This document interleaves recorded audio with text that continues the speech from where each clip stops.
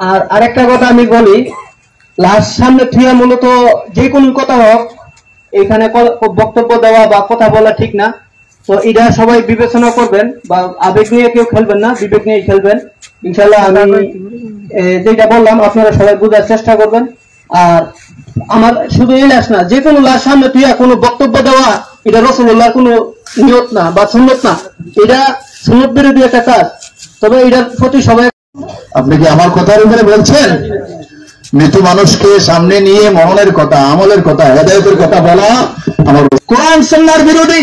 দুনিয়াবি কথা বলা সম্পূর্ণ হারাম। কেউ যদি দুনিয়াবি কথা, রাজনৈতিক কথা এখানে কথা বলে, তাহলে তার 70 বছরের নফল ইবাদতই বরবাদ করে হয়ে যাবে। হাদিস দ্বারা সাবিত। আল্লামা জালালউদ্দিন সুয়ুতী রাহমাতুল্লাহ আলাইহি জামে সগীর এবং কবির আরবি মূল খণ্ডের ভিতরে আপনারা যদি খান, আমার কাছে মেইন খণ্ড রয়েছে, আপনারা দেখতে পারবেন। যাই হোক, আল্লাহ তাআলা আমাদের বুঝ দাও, আল্লাহ তাআলা সঠিক বুঝ দান করুন, সবাই বলে আমিন।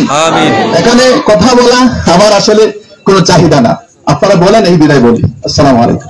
আবার চলে গেছেন। কেউ এই বাহাদুরি নিয়ে, শক্তি নিয়ে, এই ক্ষমতা নিয়ে কেউ থাকতে পারে নাই। তাই সুতরাং এই শক্তির বাহাদুরি করা যাবে না, ক্ষমতার বাহাদুরি করা যাবে না। আপনার আমার এই শরীরের শক্তি একদিন থাকবে না, দুর্বল হয়ে যাবেন।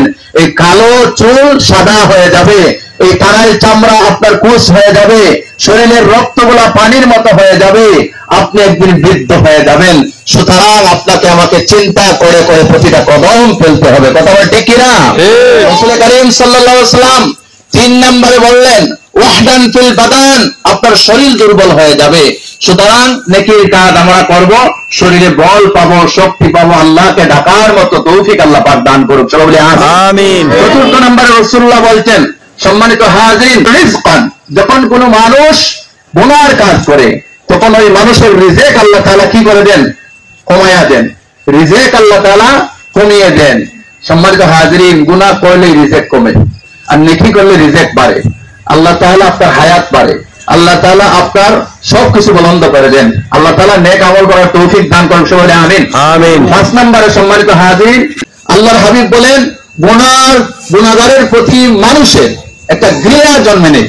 দেখবেন কোন মানুষ যখন চুরি করে, কোন মানুষ যখন ডাকাতি করে, কোন মানুষ যখন জিনার কাজ করে, ওই মানুষটা গুনাহ করলে দেখবেন সবাই তাকে ঘৃণা করে, সবাই তাকে মারার চেষ্টা করে, সবাই তাকে শাস্তি দেওয়ার চেষ্টা করে। কথা বলে ঠিক কিনা? তাই গুনাহগার মানুষের প্রতি নেককার মানুষের কি হয়ে যায়? ঘৃণা জন্ম নেয়। তাই আমরা এই সমাজের মধ্যে যারা চলাফেরা করি, উঠা বসা করি, আমরা কখনো মদ পান করবো না, আমরা কখনো গাঁজা খাইব না, আমরা কখনো অশ্লীলতা করব না, আমরা কখনো বেহায়াপনা করব না, আমরা কখনো গুনার কাজ করব না। এই মুসলমানদের ইসলামের বিরোধিতা হয়, কোরআন সুন্নাহর বিরোধিতা হয়, আমাদের নবীর বিরোধিতা হয়, আল্লাহর বিরোধিতা হয়। তাই এমন কাজ করা যাবে না যে কাজ করলে আপনার আমার প্রতি সমাজের নেককার মানুষের কি হয়ে যায়? ঘৃণার নজর চলে আসে। আল্লাহ তাআলা আমাদেরকে এই 5টা কথার উপরে আমল করার তৌফিক দান করুক। সবাই বলে আমিন। আমিন। আল্লাহ তাআলা আমাকে সর্বপ্রথম আমল করার তৌফিক দান করুক। সবাই বলে আমিন। আমিন। সম্মানিত হাজিরিন, সবচেয়ে একটা বড় কথা আমি আপনাদেরকে জানাইয়া দিয়ে আসছি, আরেকদিনও বলছিলাম, মানুষ মারা যাওয়ার পরে তার আমলের দরজা ব্যক্তিগত কি হয়ে যায়? বন্ধ হয়ে যায়। এটা আমরা জানি, কিন্তু 3টা সিলসিলা জারি থাকে, 3টা পথ জারি থাকে। একটা হলো সদকায়ে জারিয়া, যদি মানুষ কেউ নামাজের স্থান বানায়, মসজিদ বানায়, মাদ্রাসা বানায়, নলকূপ বানায়, রাস্তাঘাট বানায়, নেকির কাজের ব্যবস্থা করে যায়, তাহলে ওই মানুষটা কবরে চলে যাবে ঠিক গুনাহ নিয়ে। আল্লাহর হাবিব বলেন নেককার হয়ে আল্লাহ তাআলা তাকে হাসরের ময়দানে উঠাইবেন। সুবহানাল্লাহ। মসজিদ বানাইছেন, মাদ্রাসা বানাইছেন, ভালো কাজ করছেন, নামাজ পড়ছেন না, আল্লাহ রাব্বুল আলামিন এই সদকায়ে জারিয়ার খাতিরে হয়তো আল্লাহ তাআলা আপনাকে, রাসূলুল্লাহ বলেন, গুনাহগুলি আপনাকে আস্তে আস্তে মুছে মুছে কি করবেন? হাসরের দিন হয়তো হাসর কিয়ামত কখন হবে কেউ জানে না, কিছু আলামত রাসূলুল্লাহ বলে গিয়েছেন। কথা বলে ঠিক কিনা? তাই কবর, যখন আপনি কবরস্থ হবেন, মৃত্যু হয়ে যাবে, প্রত্যেক মানুষের এই সেখান থেকে তার কিয়ামত শুরু হয়ে যায়। এটা হলো আপনার ব্যক্তিগত কিয়ামত। যখন কবরে রাখা হয়, ওই মানুষগুলা কবরে কোনো মানুষের আযাব শুরু হয়ে যায়, কবর তার জন্য জাহান্নামের গাড়া হয়ে যায়, নয়তো জান্নাতের একটা ফুল বাগিচা হয়ে যায়। কথা বলে ঠিক কিনা? তাই যদি যাদের কবর জাহান্নামের গাড়া হয়ে যাবে, তাদের জন্য কবরের মধ্যে জাহান্নামের আগুন দাও দাও করে জ্বলতে থাকবে, সর্প এসে আপনাকে নেস মারতে থাকবে, জাহান্নামী পোশাক আপনার গায়ে পরানো হবে, জাহান্নামের একটা রাস্তা আপনার কবরের দিকে করে দেওয়া হবে।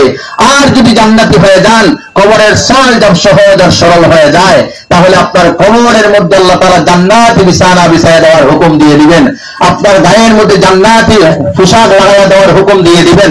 আল্লাহ তাআলা আপনার কবরের সাথে জান্নাতি একটা নহর রাস্তা করে দেওয়ার হুকুম করে দিবেন। সুবহানাল্লাহ করবেন না? সুবহানাল্লাহ। আপনার আমার জন্য যেন আল্লাহ পাক এই প্রথম ঘাট হলো কবরের ঘাট, এই ঘাটের হিসাব যেন আল্লাহ পাক আপনার আমার জন্য সহজ করে দেন। সবাই বলে আমিন। আমিন। সম্মানিত হাজিরিন, এজন্য মৃত ব্যক্তিটা তার হাত পা বাঁধা, সাদা কাফন লাগানো, কিছু সময়ের ভিতরে জানাজা দিয়ে কবরস্থ করা হবে। ওই মানুষটার জন্য আমরা সব সময় প্রার্থনা করব, সব সময় কবর জিয়ারত করব, সব সময় মাগফিরাতের দোয়া করব ইনশাআল্লাহ। আল্লাহ তাআলা আমাদেরকে যেন এই সদকায়ে জারিয়া রেখে যাওয়ার তৌফিক দান করেন। পারলে আপনি কোরআন শরীফ দান করবেন, পারলে একজন ছাত্রকে লেখাপড়ার খরচ দিবেন, পারলে একজন গরিব মানুষকে সাহায্য করবেন, পারলে ক্ষমতা থাকলে নলকূপ করে দিবেন, পারলে আপনি মাদ্রাসায় সাহায্য করবেন, পারলে আপনি মসজিদে সাহায্য করবেন। এটা আপনার ব্যক্তিগত সদকায়ে জারিয়া হয়ে যাবে। আপনার মারা যাওয়ার পর আপনার সন্তান দিতেও পারে, নাও দিতে পারে। কথা বল ঠিক কিনা? সন্তান সম্পদ নিয়ে মারামারি করে, বাবা মারা গেছে, কিন্তু এই সম্পদ সর্বপ্রথম রাসূলুল্লাহ বলেন, কোন বাবা যদি মারা যায়, মা মারা যায়, প্রথম হক হলো মা বাবার যদি কোনো ঋণ থাকে, এই ঋণ পরিশোধ করার জন্য সন্তানদের 1 নম্বর দায়িত্ব হলো সম্পদকে 3 ভাগ করে 1 ভাগ বিক্রয় করে মা বাবার সম্পদ এই ঋণটা পরিশোধ করা সন্তানের উপরে হক। কথা বল ঠিক কিনা? তাই আমাদের সন্তানদেরকে ইসলামী শিক্ষা দিব, আমাদের সন্তানদেরকে মাদ্রাসায় পড়াবো, আমাদের সন্তানদের কোরআন সুন্নাহ শিক্ষা দিব। আল্লাহ তাআলা যেন আমাদের প্রতিটা সন্তানটাকে, ছেলেকে মেয়েকে মাদ্রাসার শিক্ষায়, দ্বীনি শিক্ষায়, কোরআন সুন্নাহ শিক্ষায় আল্লাহ তাআলা হাসিল করার তৌফিক করুন, তাদেরকে আলেম বানানোর তৌফিক দান করুন। সকলে আমিন। আমিন।